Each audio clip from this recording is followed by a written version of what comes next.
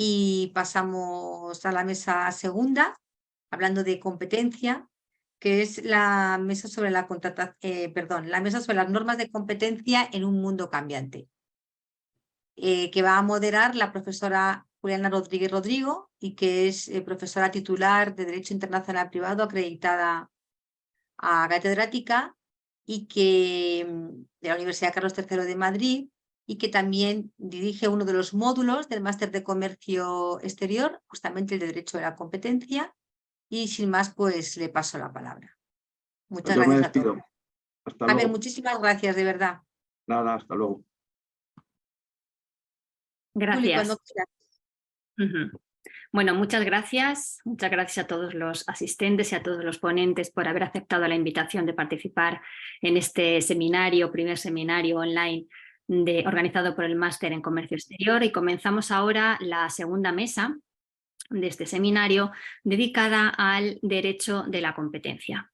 Me van a acompañar en esta mesa otros profesores. Bueno, yo me ha presentado la directora del máster, pero vuelvo a presentarme. Soy Juliana Rodríguez Rodrigo y soy profesora titular, acreditada catedrática, como ha dicho ella también, de Derecho Internacional Privado en la Universidad Carlos III de Madrid, y además también soy subdirectora del máster en Comercio Exterior, además de coordinar uno de los módulos, precisamente el que da título a esta mesa, el derecho de la competencia. Y me acompañan, como digo, en la mesa la profesora Isabel Antón Juárez, que ya es también profesora titular de Derecho Internacional Privado en la Universidad Carlos III de Madrid. Profesora Pilar Villaga, que se va a conectar en unos momentitos, le voy a dar el ok ahora para que se conecte, que es profesora titular de Derecho Internacional Privado en la Universidad de Deusto, es exconsejera de la Comisión Nacional de los Mercados y la Competencia y recientemente ha sido nombrada experta en la sección de competencia de la OCDE. Desde aquí le doy la enhorabuena. También nos va a acompañar Nicolás Otegui Nieto, que es abogado y también experto en Derecho de la Competencia. Todos ellos, todos nosotros, vamos a poner de manifiesto la relación, la importante relación que existe entre el derecho de la competencia y el comercio exterior, las operaciones de comercio exterior, y con ello vamos a poner de relieve la adecuación de la existencia de un módulo de derecho de la competencia en este máster de comercio exterior. Bien, comenzando con ello, es importante, lógicamente, conocer las normas de competencia, pero no solamente para las empresas que ya están actuando en el mercado en cuestión, sino también un momento previo a esa entrada en el mercado en cuestión para aquellas empresas que estén diseñando, que estén planificando, que estén pensando en cómo conquistar un mercado extranjero, en cómo entrar en un mercado extranjero, en cómo realizar esa operación de comercio exterior. Desde el primer punto de vista es obvio, una empresa que está participando ya, que está actuando en un mercado, lógicamente debe saber cuáles son las reglas de juego en ese mercado, cuáles son las normas, las directrices que debe respetar, que debe asumir en su relación con el resto de competidores y también en su relación con los consumidores o usuarios. Desde el segundo punto de vista, es decir, yéndonos un poquito anteriormente en el tiempo, en un momento previo en ese escenario en el que la empresa se está planteando conquistar un mercado extranjero, también es muy importante conocer las normas de competencia. Y les pongo varios ejemplos. Imaginemos que estamos planteándonos, lógicamente, ese escenario en el que la empresa está tomando la decisión, está decidiendo cuál va a ser la forma de entrada en el mercado extranjero. Entonces, en ese punto, en ese momento en el que debe decidir cómo va a entrar en ese mercado extranjero, cómo va a conquistar o cómo va a intentar conquistar al menos ese mercado extranjero, es muy importante tener en cuenta las normas de competencia. Y como les digo, les voy a poner una serie de ejemplos en este sentido.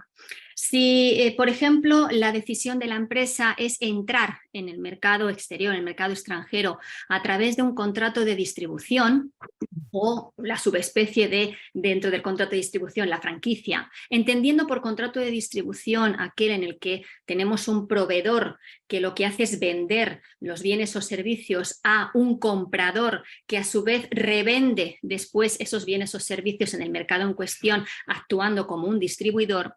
Pues como digo, en ese escenario en el que el modo de entrada modo jurídico de entrada es la distribución o, si quieren, la franquicia, en el mercado europeo al menos es importante tener en cuenta el reglamento 2022/720. Este reglamento forma parte del derecho de la competencia y es un reglamento que lo que hace es regular las posibilidades, la posibilidad que tienen las empresas que realizan acuerdos verticales, contratos verticales, estos contratos de distribución que son contratos verticales, como digo, la posibilidad que tienen estos contratos de distribución que puedan que infrinjan el derecho de la competencia.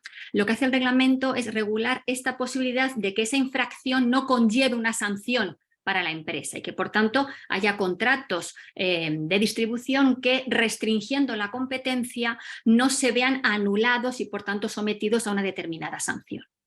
También este reglamento de competencia recoge una serie de restricciones de la competencia que no pueden aparecer bajo ningún concepto en los contratos de distribución por ser especialmente graves.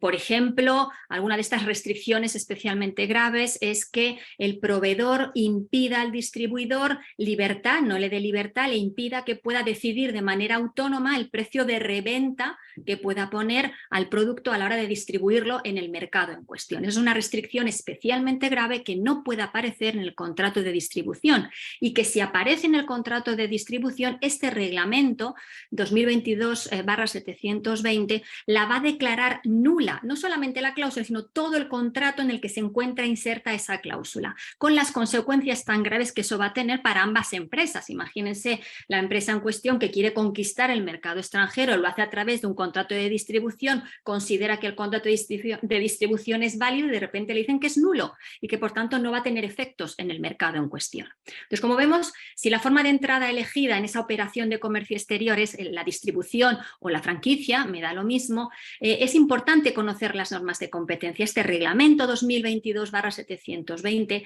es la norma en el mercado europeo, evidentemente que se debe tener en cuenta pues para comprobar, para saber que el contrato de distribución va a tener efectos y no va a resultar nulo.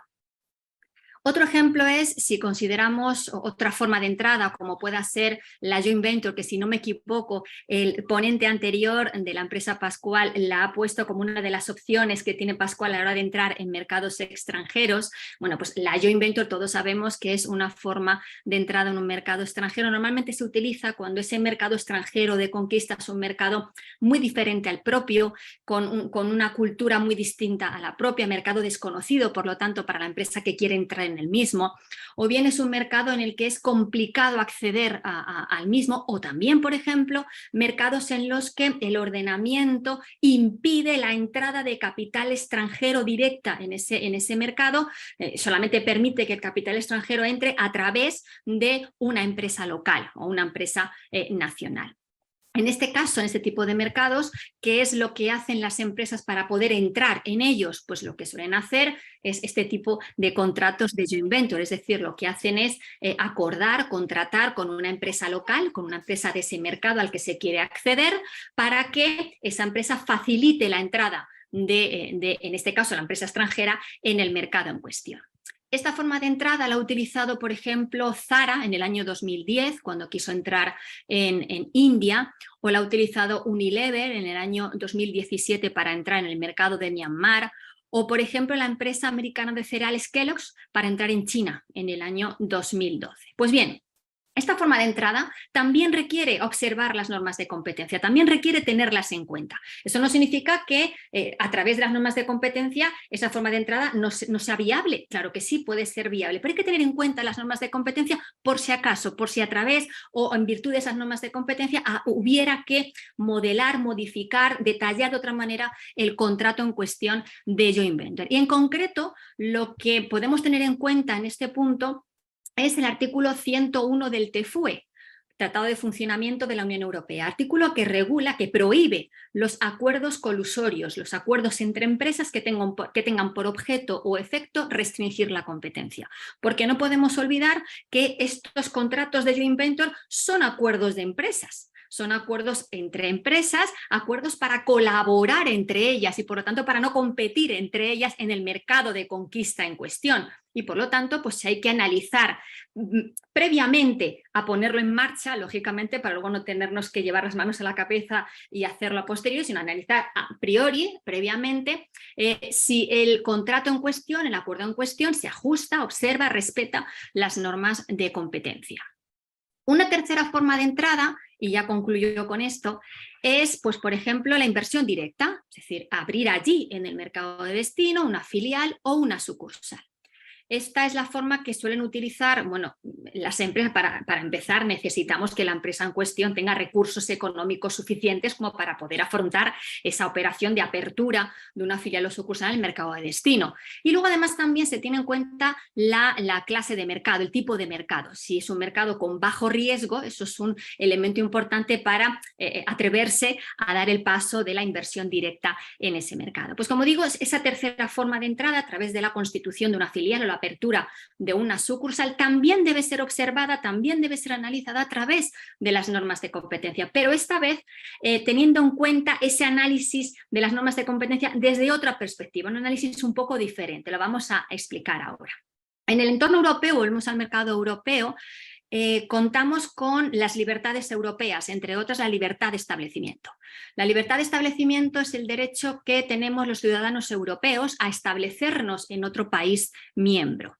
Ese establecimiento puede ser establecimiento principal, es decir, el nacional europeo que no se encuentra establecido en la Unión Europea puede abrir su primer establecimiento en otro Estado miembro de la Unión Europea, o bien puede ser secundaria, es decir, estamos en el supuesto de un ciudadano europeo, nacional europeo, que ya se encuentra establecido en la Unión Europea y que lo que hace es abrir una sucursal, agencia o filial en otro Estado miembro. Bien, pues esa libertad de establecimiento lo que supone es que los nacionales europeos, como digo, podamos establecernos en otro Estado miembro más convenientes a los nacionales de ese Estado miembro. Esta libertad de establecimiento se predica, es decir, los beneficiarios de la misma no solo somos las personas naturales, personas físicas, también las personas jurídicas, las denominadas sociedades europeas definidas en el artículo 54 del TFUE.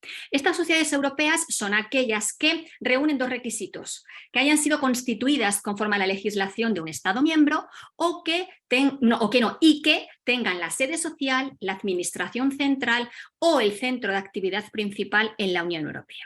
Las personas jurídicas con estos dos requisitos se considerarán, se definirán como sociedades europeas y tendrán ese beneficio de la libertad de establecimiento igual que las personas físicas. Es decir, a las personas físicas les exigimos la vinculación de su nacionalidad con la Unión Europea para poder beneficiarse de la libertad de establecimiento, y a las personas jurídicas les exigimos ese doble vínculo con la Unión Europea, que es haber sido constituidas conforme a la legislación de un Estado miembro y además tener la sede social, la administración central o el centro de actividad principal en la Unión Europea. De esta manera pueden abrir filiales, sucursales, lo que hemos comentado, forma de entrada a través de la apertura de una filial, una sucursal en el mercado extranjero.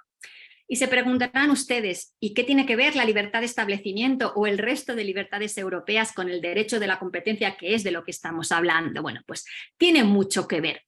Están muy relacionadas ambas cuestiones. Podríamos decir que son la misma realidad, pero vista desde distintas perspectivas, desde distintos ángulos.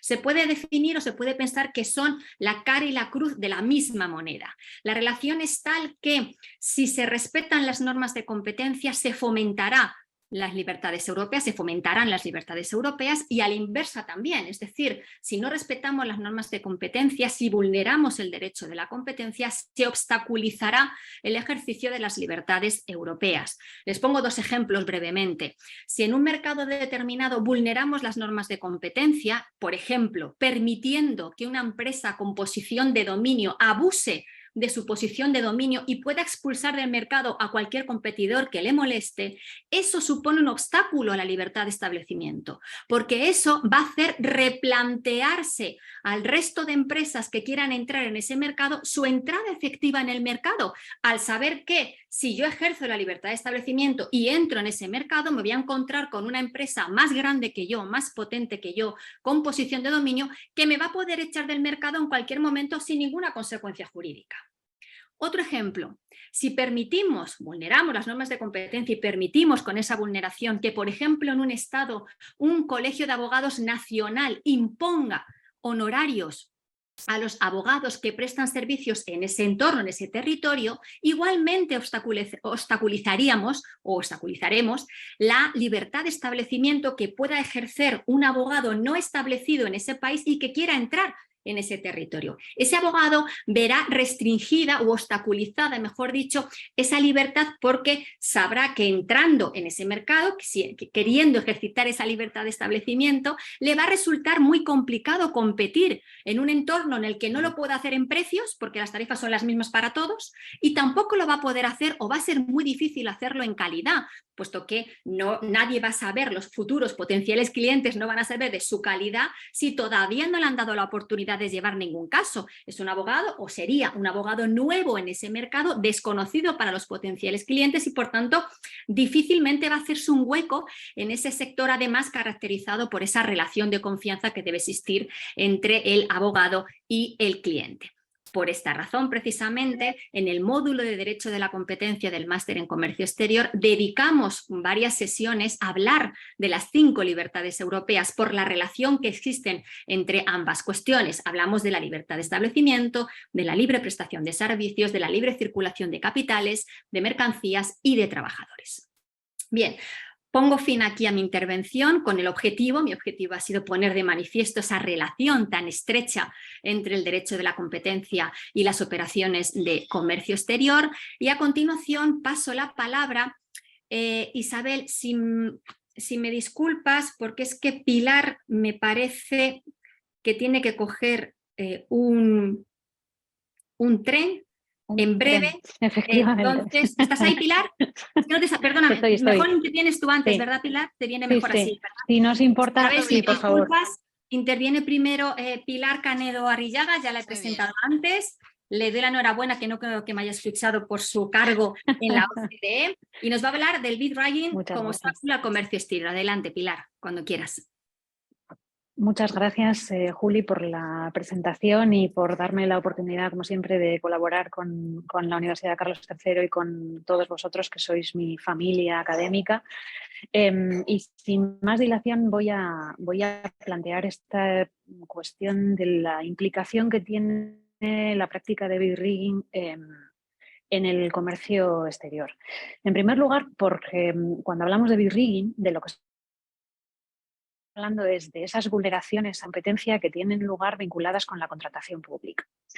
Y creo que es bastante generalmente aceptado que en las sociedades en las que nosotros estamos operando ordinariamente, la contratación pública tiene una grandísima relevancia. Y tiene una relevancia que no solamente es cuantitativa, sino también cualitativa.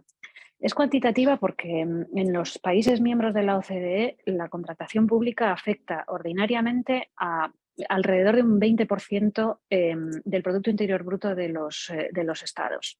Esto quiere decir que ordinariamente el mayor operador económico en los estados de nuestro entorno cultural es el Estado. El Estado estamos acostumbrados a que nos ofrezca un número muy relevante de productos y de servicios y por lo tanto para las empresas es muy importante el tema de la contratación pública porque ordinariamente no es el Estado en sí quien ofrece esos productos y servicios. El Estado, cuando va a ofrecer a los ciudadanos productos y servicios, lo que hace es contratarlos a empresas. Y lo hace por medio de unos procesos de contratación pública que tienen el objetivo esencialmente de generar apertura en esos procesos para que haya eficiencia en esos procesos. Y esa importancia cuantitativa que hace que para las empresas sea interesante plantearse ese mercado de los estados como adquirentes de productos y servicios que después van a ser ofrecidos a los ciudadanos, también tiene una relevancia cualitativa, porque ordinariamente esos productos y servicios que ofrece el Estado a los ciudadanos se realizan en sectores que son muy importantes para la mejora de la calidad de la vida de los ciudadanos. Estamos hablando ordinariamente de servicios vinculados con el transporte, de servicios postales, de servicios educativos, de sanidad y por Por lo tanto, en la medida en que esos servicios se prestan en términos de eficiencia, los ciudadanos de esos países que reciben esos productos y servicios ven mejorada su calidad de vida. Por lo tanto, la contratación pública tiene una trascendencia muy fuerte, tanto desde la perspectiva de la ciudadanía, desde la perspectiva de la competitividad de las economías y desde la perspectiva empresarial. Tiene un grandísimo interés porque estamos hablando de una parte del mercado en la que a muchas empresas les puede resultar interesante entrar. Es una oportunidad de negocio para empresas nacionales y extranjeras relevante. Dentro de la Unión Europea tenemos unas normas, Juli estaba refiriéndose ahora a algunas de ellas, y tenemos unas normas que hacen que se produzca ese intento de libre circulación para las entidades que operan dentro del mercado de la Unión, que afecta obviamente también a esos procesos de contratación pública, pero no solamente estamos hablando de la Unión Europea, tenemos normas de contratación pública en los organismos internacionales, en grandes instituciones, Naciones Unidas, los bancos centrales, la propia OCDE. Por lo tanto, estamos hablando de un sector en el que a las empresas puede resultarle muy estratégico plantearse la posibilidad de entrar. ¿Qué es lo que sucede? Pues lo que sucede es que en muchas ocasiones, lamentablemente en demasiadas ocasiones, se producen barreras de entrada en esa contratación pública. Y esas barreras de entrada pueden venir de la mano de las propias administraciones que generan los procesos de contratación, en la medida en que incluyan restricciones a la entrada de entidades que sean indebidas, que no estén adecuadamente vinculadas con las exigencias que tiene ese producto o ese servicio que va a prestar la administración a la sociedad. Y en ese caso, las empresas que experimentan esas barreras de entrada tienen que ser conscientes de que existe un cauce para poner en cuestión esas barreras de entrada. Y ese cauce viene de la mano de las normas de competencia y viene de la mano en muchas ocasiones de las autoridades jurisdiccionales, pero también de las autoridades de competencia. La posibilidad de impugnar ante autoridades de competencia o ante tribunales los pliegos de una contratación que generan barreras de entrada indebidas, por ejemplo, porque favorecen a empresas de un determinado país o con unas determinadas características, generan discriminaciones, es muy importante para las empresas y, por lo tanto, puede plantearse como una barrera al comercio internacional que es interesante conocer. El conocimiento da poder, obviamente, y que las empresas que quieren intervenir en determinados negocios conozcan no solo las normas, sino los cauces para poner de manifiesto las alteraciones en el funcionamiento del sistema que vengan por parte de las administraciones o por parte de otros operadores es fundamental. Por eso es, creo, tan importante tener una formación sólida en estas cuestiones. Lo que sucede en muchas ocasiones no solo es que las administraciones generan esas barreras, sino que nos enfrentamos a conductas por parte de operadores económicos que, intentando generar una práctica de beneficio para ellas mismas, generan un perjuicio para la administración, para los ciudadanos y para empresas entrantes en esos mercados que pueden querer entrar y ven obstaculizada su entrada por la actividad de otros operadores económicos. Y ahí es donde se habla del bid rigging tradicionalmente, digamos. Independientemente de lo que puede hacer la administración para evitar esas barreras en los pliegos, nos enfrentamos en muchas ocasiones a conductas llevadas a cabo por operadores económicos que maximizan su beneficio a base de cerrar la posibilidad de entrada a terceros operadores. ¿Cómo hacen esto? Pues pactando condiciones en la presentación de las ofertas. Y esas condiciones, obviamente, lo que generan es una subida de precios, un freno a la innovación, una barrera de entrada a operadores que pueden ofrecer mejores productos y servicios a las administraciones, y eso obviamente genera un desvalor muy relevante para la administración, para los ciudadanos y para las empresas entrantes. Esto tiene como consecuencia que desde hace ya cerca de 30 años el primer organismo que se ocupó de plantear ese vínculo entre la contratación pública y la competencia fue precisamente la OCDE, que dictó unas directrices aplicables, yo creo que en todos los países del mundo, porque son unas directrices que lo que ofrecen es la posibilidad de que se conozca con mayor entidad cuáles son las prácticas que llevan a cabo las empresas para obstaculizar la entrada de terceros o para alterar las reglas de funcionamiento de esos procesos de contratación pública y obviamente lo que intentan hacer es evitar que esas conductas se produzcan, limitarlas y sancionarlas.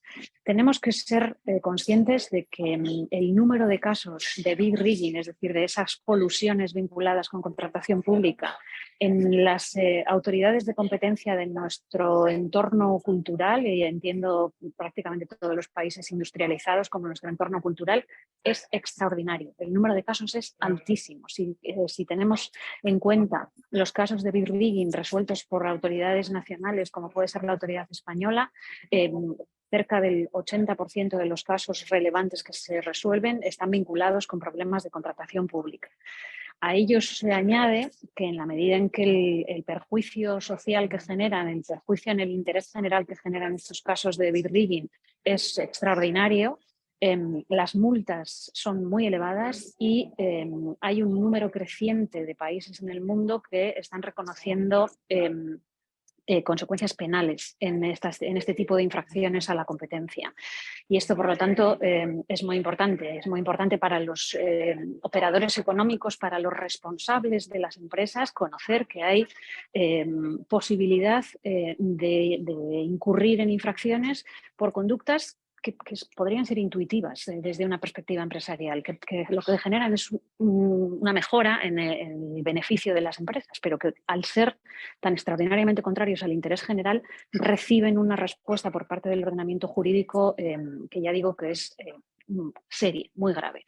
En el ordenamiento jurídico español y en otros ordenamientos jurídicos de nuestro entorno se produce, además de la responsabilidad individual de los empresarios, además de la responsabilidad de las empresas, una responsabilidad individual de los empresarios. De hecho, en nuestro sistema se ha generado un incremento en las multas que los directivos que intervienen en esas conductas pueden recibir por parte de la autoridad de competencia. Por lo tanto, es importante, primero, saber cómo defenderse ante esas prácticas y saber cómo evitarlas cuando se está trabajando en una empresa, por los riesgos que se corren desde la perspectiva incluso personal del empresario.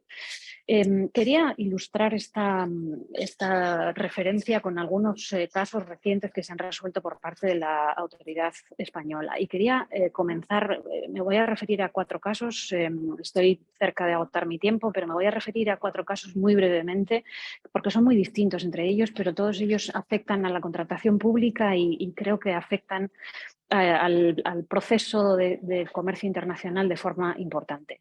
El primero de ellos es mantenimiento de carreteras. Un grupo de empresas alteran el funcionamiento durante un número importante de años de todos los procesos de mantenimiento de carreteras en España, de forma que al comprometerse entre ese grupo importante de empresas a presentar ofertas muy elevadas en precio, sabiendo que no se van a llevar los contratos, esas empresas que presentan ofertas a precios muy altos, consiguen alterar la media de precios, lo que implica que la administración va a considerar anormales las ofertas realmente competitivas. Ustedes son conscientes de que las ofertas que recibe la administración son a veces expulsadas del proceso competitivo cuando están muy por debajo de lo que se considera una oferta normal. La razón de ser de esta decisión por parte de la administración es lógica. Lo que quiere la administración es esencialmente que no se acepten ofertas que no van a poderse ejecutar adecuadamente. Lo que sucede es que ese objetivo loable por parte de la regulación y de la legislación se subvierte por parte de las empresas cuando lo que hacen esas empresas es presentar ofertas muy altas, de forma que se altera la media y las ofertas realmente competitivas son expulsadas del proceso de contratación. Es decir, las empresas que pueden venir de otros países y que no intervienen en ese acuerdo de las empresas locales quedan fuera del proceso de contratación por esta conducta. El siguiente caso que quería plantearles es un caso de radiofármacos en el que dos empresas internacionales que intervienen en el mercado español ofreciendo un producto radioactivo que sirve para realizar una prueba diagnóstica del cáncer, consiguen adquirir empresas locales dentro de España, convertirse en un duopolio prácticamente y repartirse el mercado de los hospitales públicos de forma que consiguen alterar el precio de las ofertas repartiéndose el mercado por medio de subcontrataciones.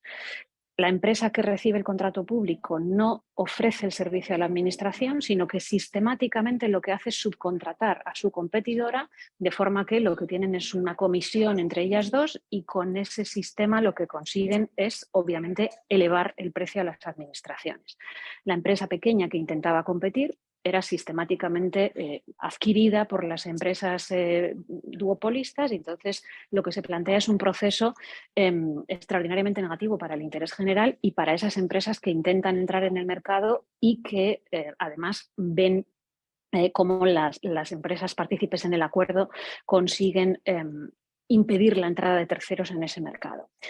El tercer caso que quería mencionarles es un caso de constructoras en el que las empresas llevan a cabo una conducta muy sofisticada porque estamos hablando del desarrollo de grandes infraestructuras y esas empresas, la mayoría de ellas multinacionales, pero con grandes vínculos políticos con las administraciones que contratan esas infraestructuras, consiguen convencer a la administración de que entre 7 de esas empresas, se llaman a sí mismas el G7, van a compartir una parte técnica muy sofisticada de los procesos de contratación. Y consiguen convencer a la administración de que compartiendo esa parte técnica se va a generar eficiencia. Claro, ¿qué consiguen con ello? Generar eficiencia, cierto, pero para ellas mismas, porque esa eficiencia no se traduce en mejores precios para la administración e impide a todos aquellos terceros que quieren realizar ofertas leales en esos contratos la entrada, porque cuando entre 7 grandes empresas comparten una parte muy relevante del costo, obviamente quien va de manera independiente y legal no tiene posibilidad de competir con ellas, con lo cual nuevamente se expulsa del mercado a las grandes empresas. Y el último caso que quería compartirles es un caso muy peculiar, pero generalmente producido en Europa, porque ha habido ya 3 resoluciones sancionadoras, que es un caso de una empresa farmacéutica que se llama Lediant, que produce un medicamento muy peculiar para una enfermedad rara que tiene muy pocos pacientes en toda Europa, pero ya ha habido sanciones por precios excesivos tanto en España como en Italia como en Holanda y hay un procedimiento abierto en Francia. ¿Qué es lo que hace esta empresa? Básicamente conseguir la exclusiva en la producción de ese producto en cada uno de los estados afectados, evitando que haya empresas terceras que importen el principio activo en que se basa ese medicamento, vinculado con una empresa que se llama XTT, que es una enfermedad muy, muy peculiar, y lo que hacen de esa manera es quedarse con la exclusiva dentro del mercado y a partir de ahí llevan a cabo una subida de precios en una, digamos que una conducta muy sofisticada que se prolonga a lo largo del tiempo, pero por resumirles, la caja de medicamento empieza costando 50 euros y termina costando 14.650. Esto ha tenido como consecuencia que en los 3 países que he mencionado hemos impuesto una sanción por precios excesivos, abuso de posición de dominio por precios excesivos a la empresa farmacéutica. Creo que estos casos ilustran la relevancia de la contratación pública y espero que hayan generado suficiente interés como para conocer las normas que impiden que estas prácticas se produzcan y que permiten sancionar y paralizar este tipo de prácticas. Y con esto, aunque me pasa un poco de tiempo, termino mi intervención. Muchas gracias. Muchísimas gracias, Pilar. Bueno, no sé si te vas a poder quedar un poquito más para hacerte después alguna pregunta. ¿Sí puedes? Tengo un rato aquí y otro rato en el taxi, o sea que no hay problema. Vale, de acuerdo, Pilar. Bien, pues como vamos un poquito más de tiempo, pasamos ya a Isabel Antón Juárez, que es profesora titular de Derecho Internacional Privado en la Universidad Carlos III de Madrid, profesora también, como ya hemos comentado, en el máster, y ella pues precisamente va a hablar de un reglamento que yo he mencionado en mi exposición, el reglamento 2022/720, va a profundizar en él y en concreto en su aplicación en el sector de las marcas de lujo. Adelante, profesora. Eso es, muchas gracias, profesora Rodríguez Rodrigo. Muchísimas gracias por la oportunidad a la directora del Congreso Online en el Máster en Comercio Exterior. Voy a compartir pantalla. Ahí yo creo que a lo mejor la están viendo ya. Sí, se ve, se ve. Ahí, muy bien. Pues, ¿cuál es el objetivo de esta breve ponencia? Bueno, básicamente es una breve aproximación a aspectos claves relativos a la industria del lujo. Esa será la primera parte de la presentación. Para llegar a una segunda parte, y como magistralmente ha explicado la profesora Rodríguez Rodrigo, las normas de competencia son claves. Y en la distribución comercial en Europa, pues mucho más. Entonces, ¿qué impacto? Y esa será la pregunta que me gustaría responder con esta ponencia. ¿Qué impacto tienen las normas de competencia en la comercialización de productos de lujo? Porque los productos de lujo, como vamos a ver en esta primera parte de la presentación, necesitan, para mantener esa imagen de marca, ese glamour, ese áurea de prestigio, necesitan unas condiciones especiales, específicas para distribuirse, para comercializarse. Pero ojo, hay que tener muy presente las normas de competencia porque aunque se le exigen a los distribuidores pues, condiciones, restricciones de competencia, ¿qué impacto tiene este reglamento? Hay que tener muy presente esta norma para saber qué puede estar permitido, qué puede estar prohibido. Y por eso es clave, pues, en este módulo que dirige la profesora Rodríguez Rodrigo del Máster de Comercio Exterior, pues estar pues muy al tanto de estas normas, de este reglamento 2022-720, que es un reglamento nuevo, que entró en vigor el 1 de junio de 2022 y que en definitiva es una versión nueva del reglamento anterior de exenciones de acuerdos verticales, del reglamento 330/2010, y que incorpora nuevas peculiaridades, nuevos aspectos a tener presente en la industria del lujo. En relación a esta primera parte que les comentaba, simplemente 5 ideas me gustaría destacarles.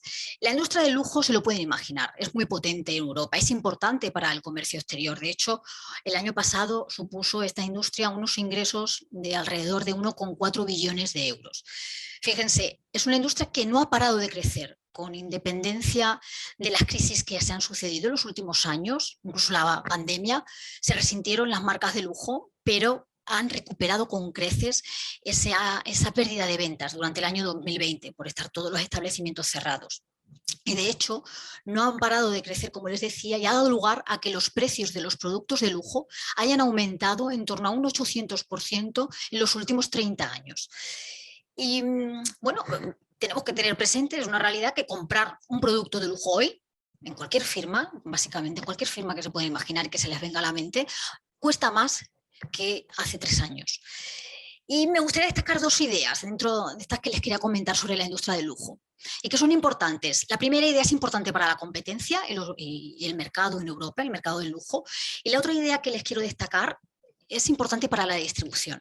En relación a la primera, el 90% de las firmas de lujo pertenecen a algunas de las 3 empresas o de los 3 conglomerados mundiales del lujo. Es decir, esto ya nos da una idea de que en el lujo hay poca competencia. Todas las firmas, aunque pueda parecer que son independientes, no, pertenecen a algún conglomerado. Ahora lo vamos a ver. Y la segunda idea que les decía relacionada con la distribución, pues cada vez más personas consumimos lujo, consumen lujo. Claro, y se preguntarán, ¿pero cómo es posible que cada vez se consuma más lujo?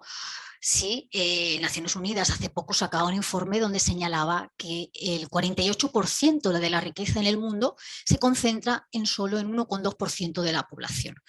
Ahora lo veremos. En relación a esta primera idea que les decía, los grandes de lujo básicamente son tres empresas multinacionales. El grupo Louis Vuitton Moet Hennessy, que su presidente, Bernard Arnault, es una de las personas más ricas del mundo, con un patrimonio superior a 100.000 millones de euros. El LVMH ha ido comprando desde los años 80 muchas marcas de lujo. La última operación muy sonada fue Tiffany, por ejemplo, pero tiene marcas como Loewe, Guerlain, Tag Heuer, Dior, etc.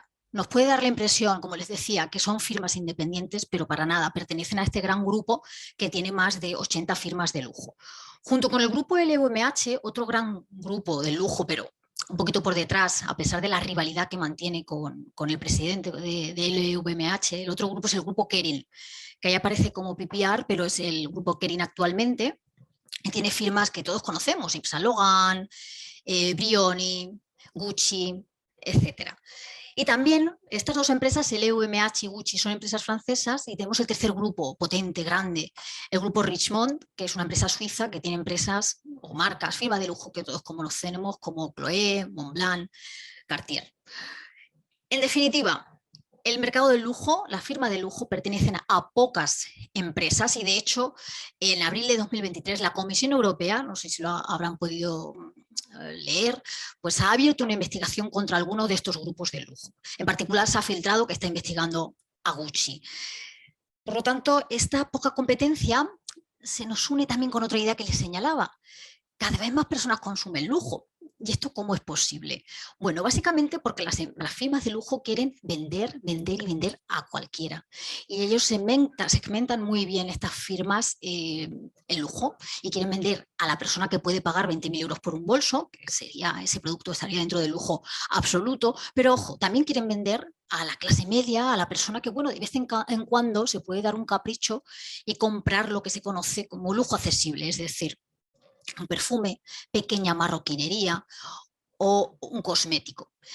Y claro, si yo les digo, imaginen que este Congreso de Comercio Exterior, en lugar de hacerlo online, se hiciera presencial, y yo tuviera la oportunidad de darles un regalito, de regalarles a las mujeres un pintalabios que lleva la marca Chanel, y a los hombres pues una pequeña carterita para meter un par de tarjetas de crédito también de la marca Chanel. Si yo voy a un aula en la Carlos III y les hago este obsequio, pues, ¿qué pensarían? Pues quizá lo mismo que me pasaría a mí si me hicieran ese regalo. Pues qué amable Isabel, me ha regalado un producto de lujo. Ojo, el precio que a mí me ha costado por ese detallito que yo tengo con ustedes, en el caso de la barra de labios es poco, 30, 40 euros. Pero aún así la sensación que tenemos al adquirir ese producto, al hecho de que nos regalen el mismo, ese pintalabios de la marca Chanel, es una sensación de que estamos poseyendo lujo. ¿Cómo es posible esto? Si en el fondo ha sido poco dinero. Bueno, en realidad eso es gracias a la imagen de marca, a la distribución, a cómo se distribuyen ese tipo de productos. Es clave la comunicación, por supuesto, el marketing, pero también la distribución. La distribución se debe cuidar, y para eso los contratos de distribución son esenciales, y es clave en la estrategia de la marca cómo se cuida esa exclusividad, cómo se respetan los valores, los cuales son claves en las marcas, y también se combina esa distribución, y por eso es una elección compleja, y las marcas de lujo también, ojo, tienen problemas, no lo tienen hecho.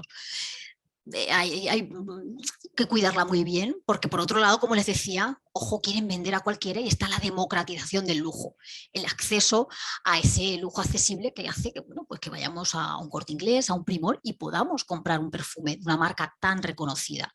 ¿Cómo venden las firmas de lujo pues a las masas, por así decirlo, ¿no? Pues mediante dos tipos de contratos, básicamente, mediante el contrato de distribución selectiva y también mediante el contrato de distribución exclusiva. Yo me voy a centrar en la distribución selectiva. La diferencia, de forma pues muy a grosso modo, entre la distribución selectiva y la exclusiva es que en la distribución exclusiva al distribuidor se le elige conforme a criterios cuantitativos, es decir, que no haya más de un distribuidor por zona.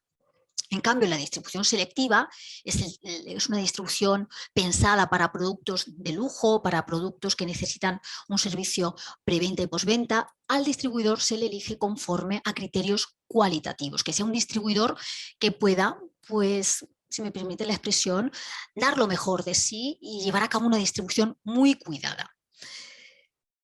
¿Cómo impacta todo esto en la competencia? ¿Qué importancia tiene la competencia? Como les decía al inicio, pues las normas de competencia tienen mucha importancia a la hora de elaborar este tipo de contratos.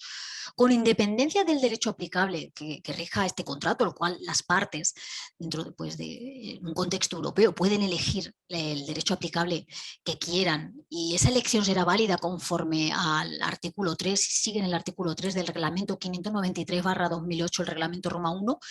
Con independencia del derecho aplicable, como les decía, hay que tener presente a la hora de elaborar esas cláusulas de los contratos de distribución selectiva las normas de competencia, y en particular el reglamento 2022/720.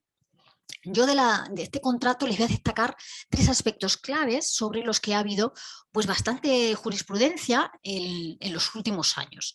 Aspectos claves en relación a competencia y distribución selectiva. El primer aspecto sería la selección de los distribuidores, es decir, la selección de los distribuidores es adecuada, es acorde con las normas de competencia, en particular este reglamento 2022-720, cuando sigue pues 3 parámetros, es decir, a los distribuidores se les elige conforme a criterios objetivos que van en consonancia con la naturaleza del producto, se aplican estos criterios de forma no discriminatoria, es decir, que si un distribuidor, cualquier distribuidor cumpliera estos criterios, le tendríamos que dar paso a la red. Y estas restricciones o estas condiciones que se les exigen a los distribuidores para estar dentro de la red tienen que ser siempre adecuadas al fin perseguido.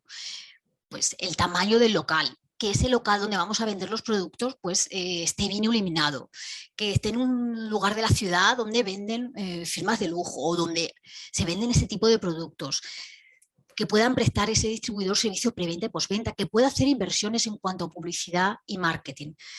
Si a los distribuidores selectivos se les elige conforme a este tipo de criterios, se tiene en cuenta esa no discriminación, criterios objetivos, la red de distribución pues estará conforme, será ok, conforme al reglamento 2022-720. Esto también ahora se recoge en las directrices, que son muy importantes, las directrices que acompañan al reglamento 2022-720. Ahora se recogen las directrices, pero esto se ha ido desarrollando durante casi 40 años en la jurisprudencia del Tribunal de Justicia. El caso Metro 1 o Metro 2 son claves en relación a la selección de distribuidores y ese acomodo con las normas de competencia. El segundo aspecto clave, una cláusula estrella en los contratos de distribución selectiva, y no deja de ser una restricción, es que el distribuidor selectivo no va a poder vender a cualquiera, es decir, va a poder vender o a otro miembro de la red de distribución selectiva o a un cliente final. Pero no puede vender a cualquier tercero que se le acerque y diga, oye, Corte Inglés, que yo te puedo ofrecer por estos productos mucho más que cualquier cliente final. Véndeme los perfumes Chanel. No es posible. Las redes de distribución selectiva se blindan con el fin de evitar el comercio paralelo y en el fondo eso provoca, bueno, que los mercados puedan estancarse y que no haya libre circulación de mercancías. Aún así se permite, y esta es una cláusula restrictiva que está permitida por el artículo 4.3b del reglamento 2022-720 y que es una cláusula pues muy importante y siempre presente en estos contratos de distribución. La tercera restricción o el tercer aspecto clave y que hay que tener presente es que a los distribuidores oficiales no se les puede prohibir la venta online. Esto lo ha dicho el Tribunal de Justicia en el asunto Pierre Fabre del año 2011, en el asunto Coty del año 2017 y también la Comisión Europea en distintos asuntos recientes como el asunto Guess o el asunto Nike. Es decir, prohibir de forma directa o indirecta la venta online de tus distribuidores oficiales es una cláusula especialmente grave, contraria al artículo 4 de este reglamento 2022-720, pero con el fin de proteger esa imagen, ese aura de glamour de las marcas de lujo, es posible incluir determinadas restricciones a la competencia. ¿Cuáles? Pues, por ejemplo, un titular de una marca de lujo, un proveedor de este tipo de productos, puede prohibir la venta en plataformas de terceros, plataformas tipo Amazon. Esto es posible y surge esta posibilidad, la licitud de esta cláusula conforme a las normas de competencia en el asunto Coty del año 2017 y actualmente se incluyen las directrices que acompañan al reglamento 2022-720. También una novedad que incluye otra novedad, junto con la de prohibición de ventas en plataformas, otra novedad que incluye este reglamento, el precio dual. Actualmente es posible que un titular de una marca de lujo, un proveedor de productos de lujo, aplique un precio diferente por el mismo producto, ojo, al distribuidor que le exija un precio mayorista distinto por el mismo producto en función de si el canal de venta es online o físico. Le puede cobrar más por el mismo perfume si lo va a vender el distribuidor oficial online. Esto, ojo, antes, con el reglamento 330/2010, esto estaba prohibido y era una cláusula especialmente grave, pero ahora se permite. ¿Con qué fin? Bueno, con el fin de aunar esa omnicanalidad, venta online y venta física y poder amortizar inversiones. Un poco la explicación que da la Comisión al respecto sobre este cambio en relación al precio dual antes tan prohibido. En definitiva, para concluir, Europa es la cuna de las firmas de lujo. Es decir, La mayoría de las firmas de lujo que existen nacieron en Europa a finales del siglo XIX, principios del XX. Han nacido otras nuevas en el 2021, pero las tradicionales, las que a todos nos resuenan cuando hablamos de lujo, son europeas, nacen en Europa. El legislador europeo es consciente y es sensible a esta realidad y se puede reflejar como en las normas de competencia, en particular en el reglamento 2022-720, pues se tiene presente de que si Europa puede seguir siendo, o para que siga siendo pues esa cuna del lujo, es necesario dar flexibilidad desde una perspectiva concurrencial en los contratos de distribución y que se pueden incluir restricciones y, por lo tanto, conceder exenciones mediante este tipo de reglamentos. ¿Dan una respuesta adecuada a estas normas de este reglamento 2020-720? Desde luego que sí.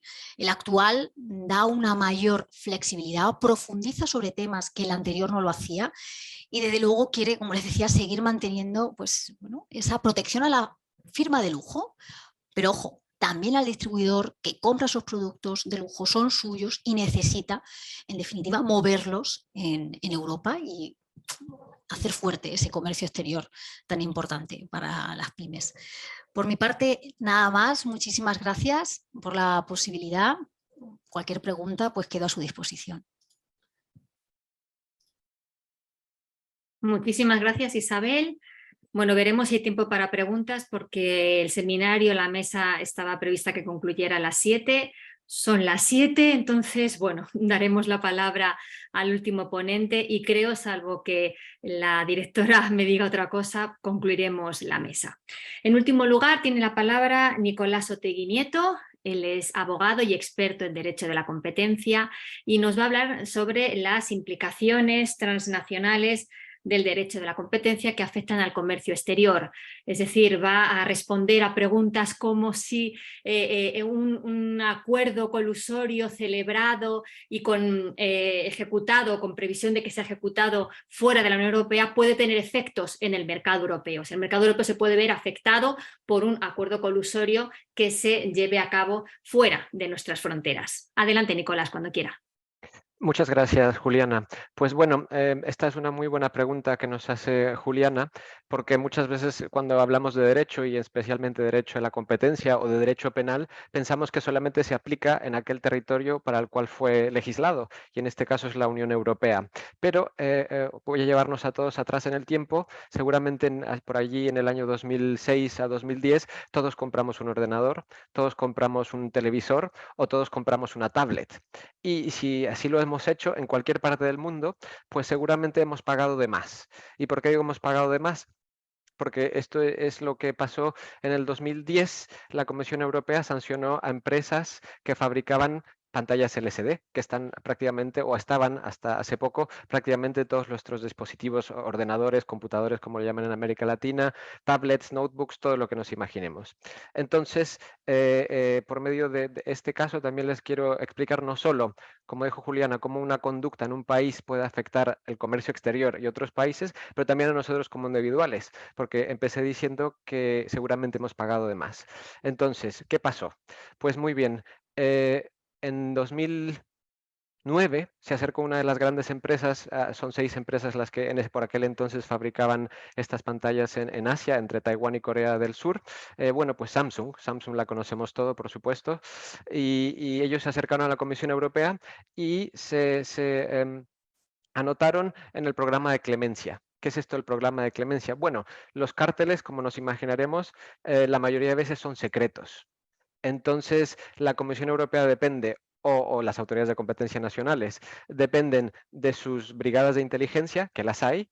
Ellos, Pilar hablaba de contratación pública. Bueno, hay una división en la Autoridad Española de Competencia y en muchas autoridades europeas que se dedican a revisar los precios medios de todas las licitaciones públicas para ver si hay alguna anomalía y tratar de ellos proactivamente lograr saber si hay un cártel o alguna anomalía e investigar.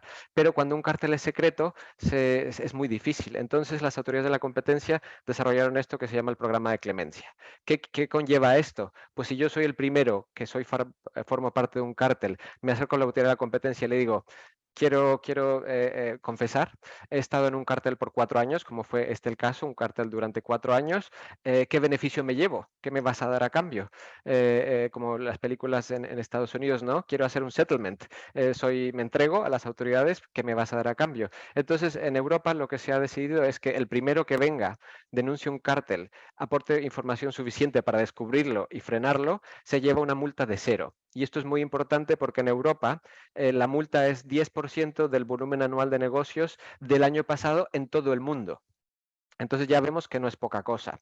Entonces Samsung hizo esto, se acercó y le dijo a la Comisión Europea: durante 4 años, las 6 empresas que producimos pantallas LCD, estuvimos reuniéndonos durante 60 veces y hemos compartido todo tipo de información, desde futura producción, desarrollo de nuevas tecnologías, nuestros precios de compra de insumos, y pactamos, que aquí viene el artículo 101 que Juliana mencionó anteriormente, pactamos los precios de venta de estas pantallas al por mayor.